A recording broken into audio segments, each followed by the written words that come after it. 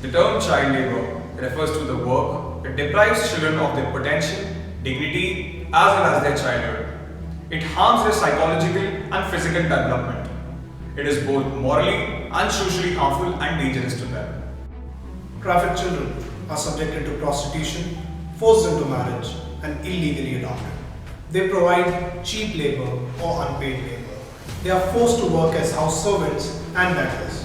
They are often exposed to sexual abuse, violence, as well as HIV infection.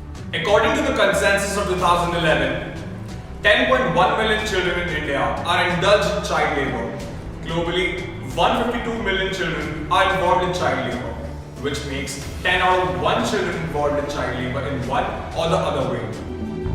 गांव में मेरा ठेकेदार आया, बोला कि चलो वहाँ पे पढ़ाई करने के, खेलने के सब मिलेगा, वहाँ पे ही धमका चमका के ले आया। 9 बजे काम पे लगते थे, 11-12 बजे रात तक काम करते थे। पूरे हफ्ते में न घूमने की टाइम, न कुछ, हफ्ते में 1-2 दिन बाहर नहाने दे रहा था। The Indian government in the past few decades have taken up certain laws and regulations to combat child labor. First, the Factories Act of 1948. The act prohibits the employment of children below the age of 14 years in any factory.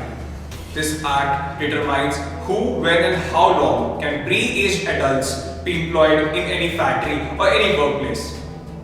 The Mines Act of 1952. This act prohibits the employment of children below the age of 18 years in a mine, as mining being one of the most unsafe and dangerous occupations in India. It is completely banned for children below the age of 18 years, as in the past few decades, it has led to a lot of accidents taking lives. The Child Labour Prohibition and Regulation Act of 1986. This act prohibits the employment of children under the age of 14 years in 83 hazardous occupations identified under this act. This list was expanded in 2006 and later was revised in 2008. The Right of Children to Free and Compulsory Education Act of 2009. This law mandates free and compulsory education to all the children aged 6 to 14 years. This law also allocates 25% of seats in every private school for highly disadvantaged groups and disabled children. It is extremely essential to understand that children are the ones who will shape the future of this nation. But we need to understand that change begins with you.